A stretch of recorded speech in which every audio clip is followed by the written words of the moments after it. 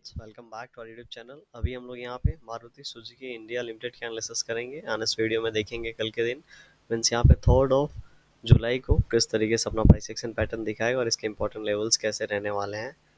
अगर आपको याद होगा कल जैसा हमने यहाँ पे डिस्कशन किया था, ठीक है, कि एक हम लोगों को अगर नीचे की ओर ये लगभग लगभग 12,000 का ब्रेकडाउन देता है तो अब हम लोग को नीचे के लेवल देखने को मिलेंगे और ऊपर के लिए हमने यहाँ पे 12,200 के आसपास के लेवल डिसाइड करके पहले से रखे थे। लेकिन आज के दिन भी यहाँ पे एक छोटा सा ही कैंडल बना है, ठीक है।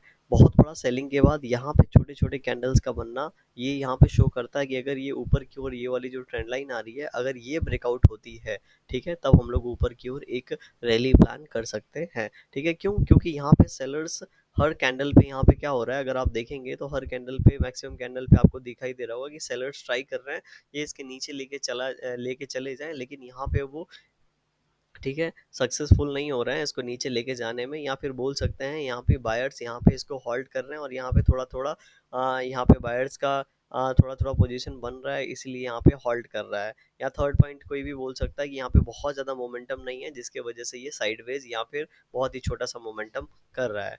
तो अभी जो सिनारियो है, ठीक है, यहाँ पे ज़्यादा मोमेंटम कब होगा या फिर ज़्यादा लोग कब इंटरेस्टेड होंगे, जब ये इस जोन से बाहर आएगा, ठीक है। कभी भी कोई भी शेयर किसी जोन में फंस जाता है तो उसमें बहुत बड़ा मोमेंटम आना यहाँ पे बहुत बड़ा पॉसिबल नहीं होता है। क्यों? क्योंकि आप ऐसा मान के चलिए कि ये एक जोन बना हुआ है, ठीक है, ये जब इस जोन से ऊपर या फिर नीचे निकलेगा तब बहुत बड़ा मोमेंटम आता है, जनरली ऐसा ही देखा जाता है। तो ये इस जोन के आसपास आके यहाँ पे अभी टाइम स्पेंड कर रहा है, लेकिन एक बार ये 12,000 का लेवल ब्रेक डाउन करेगा तो ये नेक्स्ट सपोर्ट के पास जाने में ज़्यादा टाइम नहीं लगाएगा और तेजी से जा सकता है, ऐसे चांसेस होते हैं। सेम ऐसा ही ऊपर के लिए होता है। अगर आप देखेंगे तो यहाँ पे एक छोटा सा ये इस तरीके का प्राइस एक्शन पैटर्न है, ठीक है, और ये जब भी प्राइस एक्शन पैटर्न ऊपर या नीचे की ओर ब्रेकआउट होगा, ऊपर ब्रेकआउट होगा तो ऊपर की ओर ये तेजी से निकलेगा और नीचे ब्रेकडाउन होगा तो नीचे की ओर तेजी से ये जाएगा।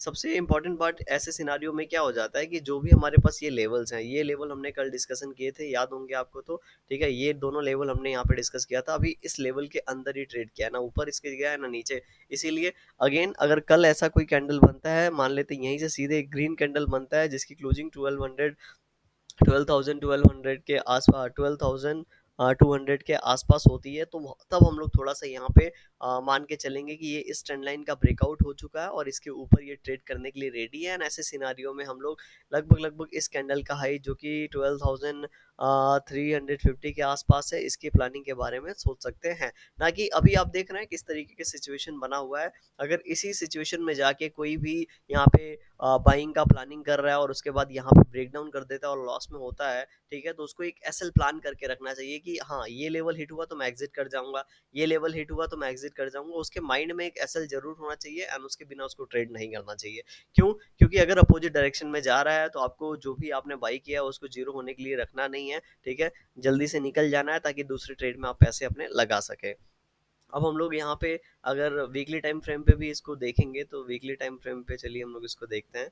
वीकली टाइम फ्रेम पे हम इसको अगर देखेंगे तो यहाँ पे आज के दिन देख रहे हैं, मैंने कल बोला था आपको क्लियरली कि अगर ये जो इस वीक का जो लास्ट वीक का जो क्लोजिंग मिला है, ठीक है, उस कैंडल का अगर हाई यहाँ पे ब्रेकआउट होता है जिसका हाई लगभग लगभग 12,323 के आसपास है, 12,323 का अगर हाई ब्रेकआउट होता है तो हम लोग ऊपर की प्लानिंग कर सकते हैं ऐसे सिनारियो में।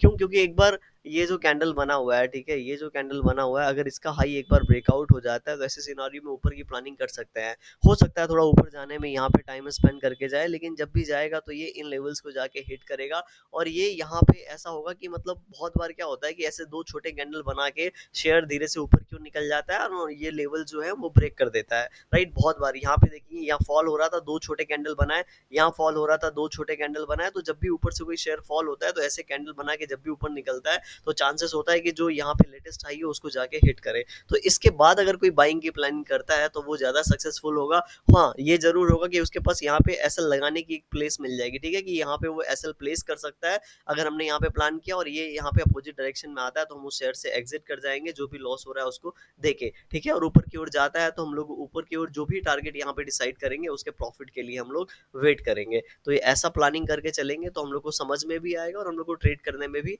मजा आएगा, राइट। कल के लिए अब हम लोग 15 मिनट टाइम फ्रेम पे चलते हैं एंड कल के लिए देखते हैं किस तरीके से अपना प्राइस एक्शन पैटर्न दिखाएगा। तो कल के लिए हमारे पास पहले से ही लेवल है, अभी इन्हीं लेवल्स को कल भी हम लोग यहाँ पे फॉलो करने वाले हैं।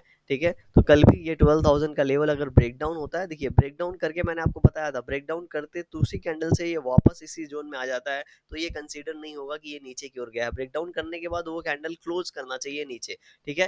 कैंडल क्लोज किया नीचे, हो सकता है बहुत बार क्या होता है, इस कैंडल क्लोजिंग के बाद इसके अंदर 2-3 कैंडल बन जाते हैं, बाद में रिवर्सल हो जाता है, ठीक है। तो इस कैंडल क्लोज के बाद अगर इसका ब्रेक डाउन होता है, तब हम लोग मान के चलेंगे कि नीचे वाले जो लेवल्स हैं अब देखने को मिलेंगे, ठीक है। क्योंकि इस जोन में इसने बहुत ज्यादा टाइम स्पेंड कर लिया है, और जब इस जोन में टाइम स्पेंड कर लिया है, ठीक है, तो यहाँ पे इस तरीके से ट्रेंड लाइन और नीचे इस तरीके से है। तो इस जोन में अगर यहाँ से भी इस तरीके से निकलता है, इस चैनल पैटर्न में बना रहता है, ठीक है, तब तक हम लोग कुछ सोच नहीं सकते। लेकिन इस चैनल पैटर्न से ऊपर क्यों निकलता है, इसीलिए हमने ऊपर का जो लेवल रखा है 12,265 के ऊपर रखा है। अगर ये हिट होता है तो 12,326 का जो लेवल है, ये हिट होने की चांसेस ज्यादा है, ठीक है। और नीचे की ओर 12,000 का लेवल ब्रेक होता है तो 11,950 का हम लोग यहाँ पे प्लानिंग कर सकते हैं। थोड़ा सा हम लोग यहाँ पे और अंदर भी देखेंगे कि, क्योंकि ये वाला हमारे पास जो लेवल है काफ़ी ऊपर है, तो नीचे की अगर आप लोग यहाँ पे लेवल्स देख के अगर यहाँ पे प्लानिंग करें कि यहाँ से ऊपर क्यों निकल जाए, तो बहुत ज़्यादा ये हायर प्रोबेबिलिटी वाला केस नहीं होगा। एटलीस्ट फिर भी यहाँ पे 12,100 का लेवल ब्रेकआउट होता है, तो हम लोग लगभग लगभग इस कैंडल का हाई तक एक टारगेट देख सकते हैं, जो कि 12,151 के आसपास का है। तो ठीक है, 50 रुपीज़ ऊपर 50 रुपीज़ नीचे का हम लोग का यहाँ पे इन लेवल से टारगेट रहेगा। लेवल्स इंपॉर्टेंट रहेंगे। आपको हमेशा ये 1 आवर टाइम फ्रेम पे चले जाना है, ठीक है। अगर आप थोड़ा सा लंबे समय के लिए 1-2 वीक के लिए अगर प्लानिंग करते हैं, शॉर्ट टर्म के लिए प्लानिंग करते हैं, तो इन कैंडल्स के हाई को ब्रेक यहाँ पे ज्वाइन करके रख लीजिएगा, और जब भी यहाँ पे ब्रेकआउट दे तब जाके इसमें रिस्क लेना चाहिए। यहाँ पे रिस्क लेने का कोई मतलब नहीं है, क्यों? क्योंकि यहाँ पे अगर हिट कर दिया तो नीचे की ओर चला जाएगा। लेकिन अगर यहाँ पे 1 आवर टाइम फ्रेम पे क्लोजिंग मिलता है और नेक्स्ट कैंडल से फॉलो अप होना स्टार्ट होता है, तो एक सोचा जा सकता है इसके बारे में। और ये हमारे पास एक जो भी ये लेवल है, ये रिस्क का काम करेगा, एंड ऊपर हमारे लिए ये सारे लेवल एक प्रॉफिट का काम करेंगे, ठीक है। तो ये वाला ट्रेड सिस्टम समझ में आता है अपने को, तो ऐसे हम लोग प्लानिंग कर सकते हैं। वीडियो कैसी लगी कमेंट सेक्शन में जरूर बताइएगा, पसंद आई तो लाइक कर सकते हैं, चैनल पे सब्सक्राइब कर सकते हैं। Thank you for watching this video.